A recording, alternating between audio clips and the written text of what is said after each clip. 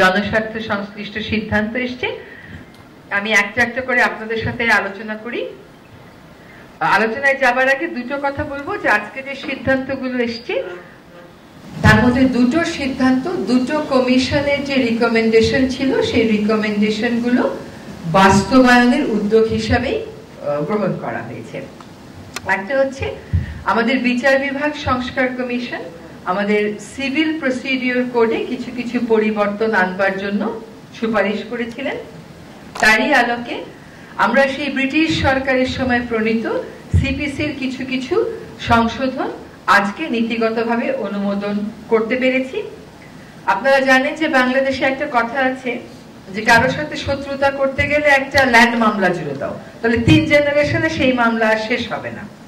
তো আজকে সেই 3 জেনারেশন যেন না লাগে, 1 জেনারেশনেই যেন মামলা শেষ করা যায়, সেই জন্য সিপিসির কিছু সংশোধনী আনা হয়েছে যাতে করে যারা বিচার প্রার্থী তাদের সময় কম লাগে, তাদের টাকা কম লাগে। অনেক সময় আমরা যারা উকিল আছি তারা নানান অজুহাতে বিভিন্ন সময় নিয়ে মামলার প্রক্রিয়া বিলম্বিত করি, সেটা যেন না হয় সেরকম কতগুলো সিদ্ধান্ত এসেছে। কয়েকটা উদাহরণ আমি আপনাদেরকে দিচ্ছি। যেমন আগে যেটা হতো যে একটা মামলার রায় হয়ে যাওয়ার পরেও আবার জারি মোকদ্দমা করতে হতো এই মামলার রায় বাস্তবায়নের জন্য। এখন বলা হচ্ছে যে যখন রায় দেওয়া হবে ওই রায়ের মধ্যেই এক্সিকিউশনের বিষয়টা ইনক্লুড করে দেয়া হবে। আবার ওই যে বিভিন্ন সময় নেওয়ার কথা বলা হতো যে উকিলরা দাঁড়িয়ে সময় নেবে, এখানে বলে দেয়া হয়েছে যে সর্বোচ্চ কয়বার সময় নেওয়া যাবে। আবার লিস্টে ফুল হিয়ারিং এর জন্য কয়টা মামলা সর্বোচ্চ নেওয়া যাবে, আর পার্শিয়াল হিয়ারিং হয়ে আছে পার্ট হার্ট ম্যাটার এরকম কয়টা লিস্টে সর্বোচ্চ ইনক্লুড করা যাবে। বিচার প্রক্রিয়াটা আমাদের অনেকাংশেই এখনো সেকেলে রয়ে গেছে। বিচার কার্যক্রমকে আধুনিকায়ন করতে এটা বলা হচ্ছে যে আমরা সমন জারিটা এখন থেকে টেলিফোনের মাধ্যমে, SMS এর মাধ্যমে বা অন্য মডার্ন যে ডিভাইস গুলো আছে, মডার্ন যে মেথড গুলো আছে তার মাধ্যমে করতে পারবো। আর ফাঁসিয়ে দেওয়ার জন্য ভুয়া মামলা করা হয়, আগে সেটার শাস্তি ছিল 20,000, এখন সেটাকে বাড়িয়ে 50,000-এ করা হয়েছে। সিপিসির এই হচ্ছে বড় বড় যে সংশোধনীগুলোর কথা বলা হয়েছে সেটা। আরেকটা কথা একটু আপনাদেরকে বলতে হবে, এটা আমি খুব খুশি মনে আপনাদেরকে জানাতে চাই যে আমাদের অভিন্ন নদীর পানি ভাগাভাগি নিয়ে, পানি ব্যবস্থাপনা নিয়ে আমরা সব সময় বলি যে আমরা আন্তর্জাতিক আইনগুলো কেন স্বাক্ষর করছি না।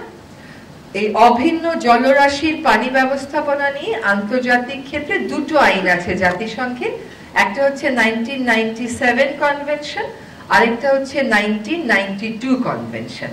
1997 কনভেনশনটা 1914 সালে কার্যকর হয়, অর্থাৎ উজানের দেশগুলোর অনীহার কারণে মাত্র 36টা দেশের স্বাক্ষর লাগতো, সেই স্বাক্ষর পেতেই লেগে যায় 17 বছরেরও বেশি।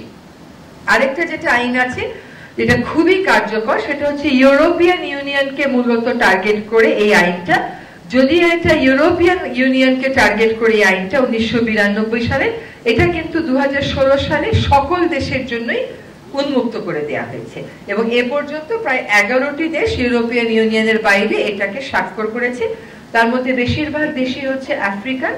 এইটা আজকে আমরা সিদ্ধান্ত নিয়েছি যে এই কনভেনশনটা আমরা অনুস্বাক্ষর করব।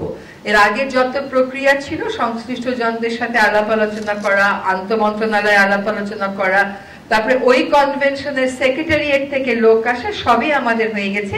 ফলে বাংলাদেশ এখন সিদ্ধান্ত নিয়েছে convention on the protection and use of transboundary water courses and international lakes 1992, এটাতে বাংলাদেশ অনুস্বাক্ষর করবে এবং বাংলাদেশকে দিয়েই আসলে এশিয়ার দেশগুলোর স্বাক্ষর প্রক্রিয়াটা শুরু হচ্ছে। আজকে এখানে ব্যাংকিং সেক্টরের বেশ কয়টা অধ্যাদেশ আমরা কতগুলো নীতিগতভাবে কতগুলো চূড়ান্ত অনুমোদন দিয়েছি। তার মধ্যে একটা হচ্ছে সরকারি হিসাব নিরীক্ষা অধ্যাদেশ, আরেকটা হচ্ছে ব্যাংক রেজলিউশন অধ্যাদেশ, আরেকটা হচ্ছে রাজস্ব নীতি ও রাজস্ব ব্যবস্থাপনা অধ্যাদেশ, আরেকটা হচ্ছে গ্রামীণ ব্যাংক সংশোধন অধ্যাদেশ। আপনাদেরকে একটা কথা জানিয়ে দিই যে এই অধ্যাদেশগুলো নিয়ে আলোচনার সময় আমাদের মধ্যে এই সিদ্ধান্ত গৃহীত হয়েছে যে ফিনান্সিয়াল ক্রাইম বা অর্থনৈতিক ক্রাইম যে গোষ্ঠীগুলো করেছেন তাদের বিচার প্রক্রিয়াটা শুরু করার জন্য একটা কমিটি গঠন করা হচ্ছে। তদন্ত এবং বিচার প্রক্রিয়া শুরু করার জন্য একটা কমিটি গঠন করা হচ্ছে। প্রাথমিক কাজগুলো হয়েছে, এখন ফিনান্সিয়াল ক্রাইমে যারা জড়িত ছিলেন তাদের ব্যাপারে আমরা তদন্তটা শুরু করার জন্য একটা আলাদা কমিটি গঠন করেছি। এবার একটা একটা করে বলি। সরকারি হিসাব নিরীক্ষা অধ্যাদেশ যেটা আছে, এটা আপনারা জানেন যে 1974 সালে একটা আইন ছিল। সেই আইনের অতিরিক্ত হিসাবে, সম্পূরক হিসাবে এই অধ্যাদেশটা আজকে আমরা অনুমোদন দিয়েছি। এটার উদ্দেশ্যটা হচ্ছে যে আন্তর্জাতিক অডিটিং এর ক্ষেত্রে আন্তর্জাতিক কিছু স্ট্যান্ডার্ড আছে, সেই স্ট্যান্ডার্ড এবং প্র্যাকটিস গুলো যেন বাংলাদেশের কন্ট্রোলার এবং অডিটর জেনারেলরাও মেনে চলেন সেটা নিশ্চিত করা, যাতে করে সরকারি অর্থের সঠিক ব্যয় আমরা নিশ্চিত করতে পারি, সেক্ষেত্রে স্বচ্ছতা আমরা নিশ্চিত করতে পারি।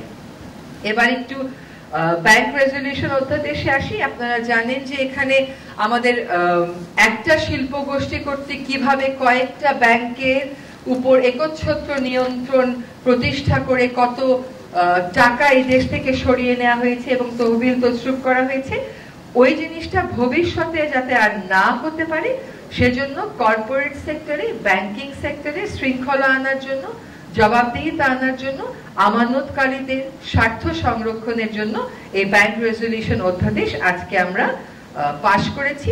আমরা আবারও বলতে চাই যে আমরা আমানতকারীদের স্বার্থ সুরক্ষাকে সর্বোচ্চ গুরুত্ব দিচ্ছি এবং ভবিষ্যতে যেন এই ধরনের ঘটনায় আমাদের সাধারণ আমানতকারীদের আর পড়তে না হয় সেজন্যই এই ক্ষেত্রে শৃঙ্খলা কেমন করে আনয়ন করা হবে, বাংলাদেশ ব্যাংকে কতটুকু ক্ষমতা দেওয়া হবে, সে কোন পর্যায়ে গিয়ে ইন্টারভেন করবে, এগুলো স্পষ্ট ছিল না আইনে, এখন এগুলো স্পষ্ট করা হলো। এবং এই যে 3 নম্বর আইন যেটা বলবো সেটা হচ্ছে রাজস্ব নীতি ও রাজস্ব ব্যবস্থাপনা অধ্যাদেশ। এটা কিন্তু জনপ্রশাসন সংস্কার কমিশনের একটা রিকমেন্ডেশনের বেসিসে এই অধ্যাদেশটা করা হয়েছে। আমাদের মাননীয় প্রধান উপদেষ্টা মহোদয় 26শে মার্চ যখন ঘোষণা ভাষণ দিয়েছিলেন তখন তিনি এই কথাটা বলেছিলেন যে রেভিনিউ এর ক্ষেত্রে পলিসি করা আর রেভিনিউ এর ক্ষেত্রে বাস্তবায়ন করা দুটো আলাদা এন্টিটি হবে।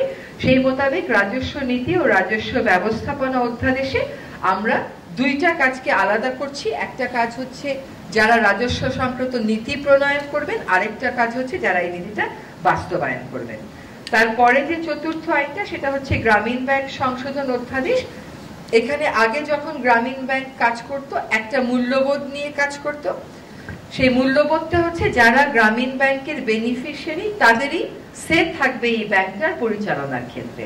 কিন্তু আপনারা জানেন যে বিগত সময়ে আমাদের এখন যিনি আমাদের মাননীয় প্রধান উপদেষ্টা, সেই নোবেল বিজয়ী অর্থনীতিবিদকে রাজনৈতিকভাবে টার্গেট করা হয়েছিল এবং গ্রামীণ ব্যাংকের মালিকানা তার যে দর্শন ছিল যে এটা যারা ঋণটা নেবে সেই বেনিফিশিয়ারির হাতেই থাকবে, সেখান থেকে সরিয়ে সরকারের নিয়ন্ত্রণ অনেকাংশে নিয়ে আসা হয়।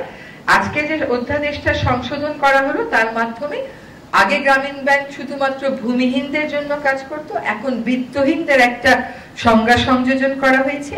ইউনিয়ন পরিষদের পরিসর থেকে বের হয়ে সিটি কর্পোরেশন, পৌরসভাকে অন্তর্ভুক্ত করা হয়েছে এবং বোর্ডের ক্ষেত্রে বলা হয়েছে যে যারা এটার বেনিফিশিয়ারি তাদের মধ্য থেকে 9 জন নির্বাচিত হয়ে আসবেন, এই 9 জনের মধ্য থেকে আবার 3 জন মনোনীত হবেন এবং তাদের মধ্য থেকে একজন চেয়ারম্যান নিযুক্ত হবেন। এখানে আরেকটা বিষয় এসেছে, তা হচ্ছে পরিশোধিত মূলধন আগে ছিল সরকার 25% আর যারা বেনিফিশিয়ারি তারা 75%, এখন হয়ে গেছে 10% এবং 90%। মূলত এই ছিল আমাদের আজকে যে সিদ্ধান্তগুলো হয়েছে সেগুলো। আরেকটা কথা একটু বলা দরকার, সেটা হচ্ছে যে গ্রামীণ ব্যাংকের অধ্যাদেশে গ্রামীণ ব্যাংকের জনস্বার্থ সংস্থা ফিনান্সিয়াল রিপোর্টিং অ্যাক্ট যেটা আছে 2015, সেটা অনুযায়ী জনস্বার্থ সংস্থা হিসেবে বিবেচনা করার একটা বিধান আনা হয়েছে। এবার আপনাদের প্রশ্ন থাকলে প্রশ্ন করুন।